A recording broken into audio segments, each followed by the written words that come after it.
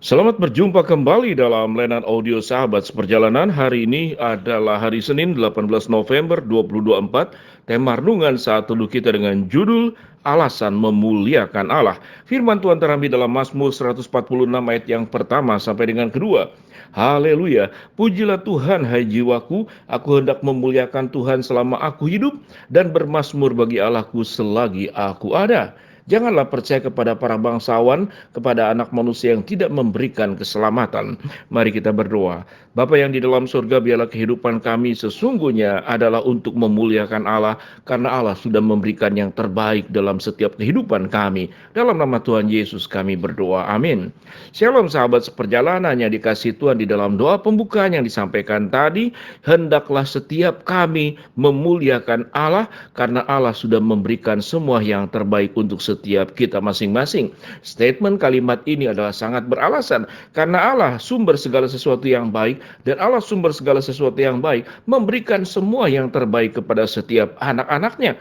Dan tidak ada yang bisa dibandingkan dengan Allah yang kita sembah. Dalam perjanjian lama yang disebut dengan Allah Abraham, Ishak dan Yakub. Dan juga Allah Abraham juga adalah Allah yang kemudian menurunkan anak cucunya, tidak hanya kepada bangsa Israel, namun kita adalah sebagai anak cucu Bapak Abraham yang kemudian menjadi nenek moyang daripada bangsa Israel. Secara rohani kita pun adalah anak-anak Abraham, di mana janji Allah yang diturunkan kepada suku Israel itu terus menerus sampai kepada setiap kita masing-masing.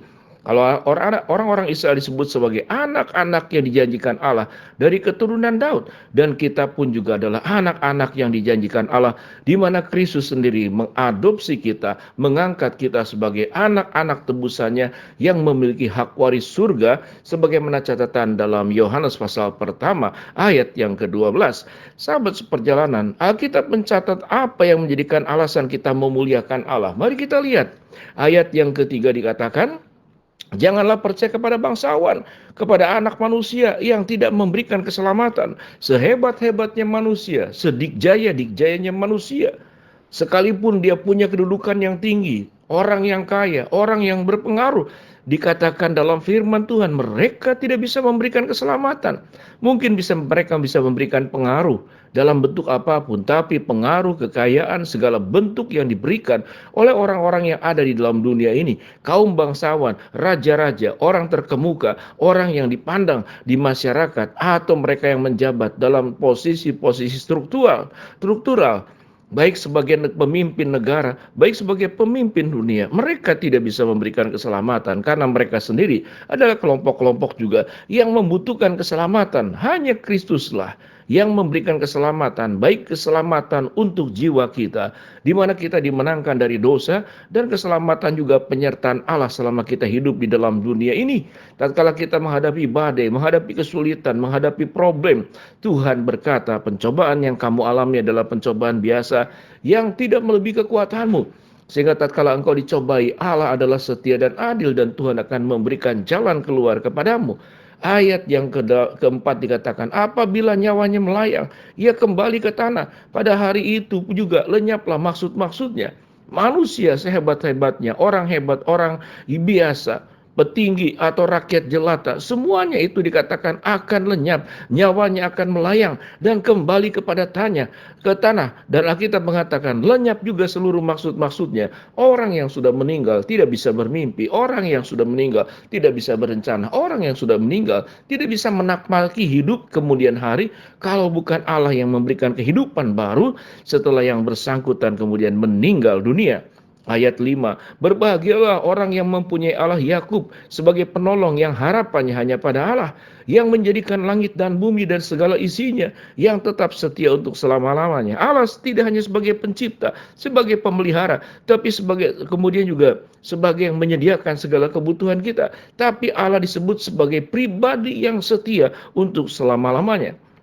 Tatkala Allah berkomitmen, berjanji kepada dirinya sendiri bahwa Allah mencintai kita di dalam diri Tuhan Yesus Kristus, Allah akan menebus kita, Allah akan menjaga kita, Allah akan menolong kita di dalam setiap musim kehidupan, di tengah badai, di tengah masalah yang seberat apapun, Allah setia sampai selama-lamanya.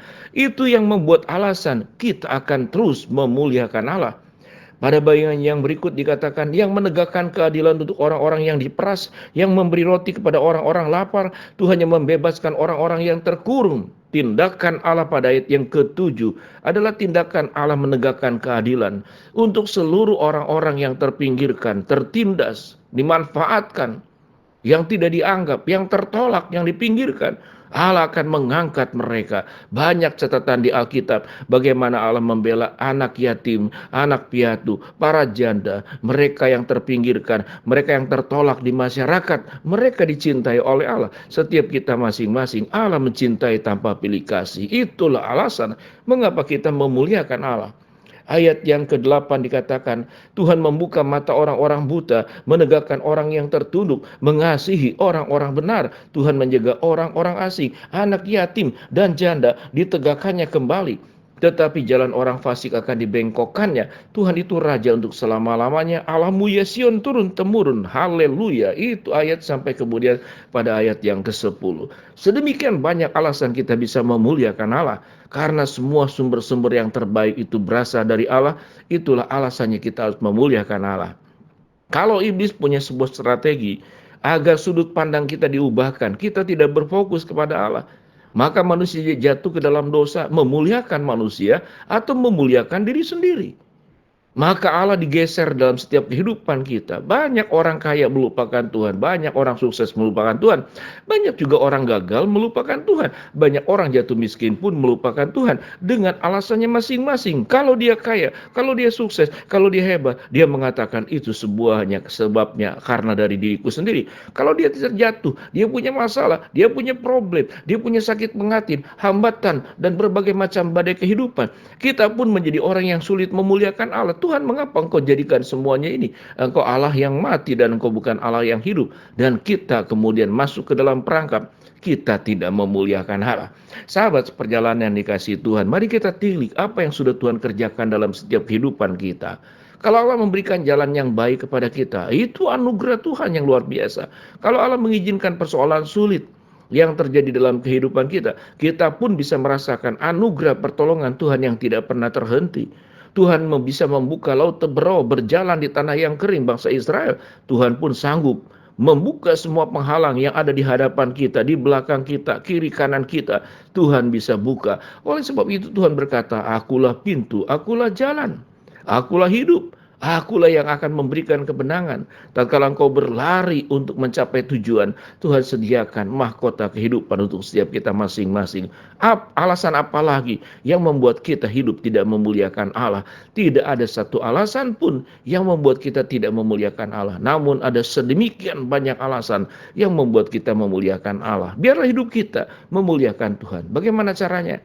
Menjadikan Tuhan pusat hidup kita. Bagaimana caranya? Tunjukkan dengan kehidupan kita yang benar di hadapan Tuhan. Karena Allah juga memberikan semua yang benar kepada kita. Tunjukkan hidup kita menjadi orang-orang yang baik. Karena Allah juga menyediakan yang terbaik. Tunjukkan dengan kesungguhan hati hidup bersama dengan Tuhan. Karena Tuhan pun dengan penuh kesungguhan hati mencintai kita. Tidak setengah-setengah. Cintanya itu adalah melebihi langit, yang tingginya langit, dalamnya laut, luasnya samudra. Biarlah hidup kita memuliakan Allah. Mari kita berdoa. Bapa dalam surga, terima kasih buat kebenaran firman Allah yang kami pelajari. Hamba-Mu berdoa buat sahabat seperjalanan yang sedang sakit, Tuhan jamah sembuhkan. Sahabat seperjalanan yang sedang berdoa mengharapkan sesuatu, Tuhan bukakan jalan. Segala yang terbaik berasal dari Tuhan. Biarlah kami hidup memuliakan Tuhan. Dalam nama Tuhan Yesus kami berdoa. Amin. Shalom. Tuhan memberkati kita semua.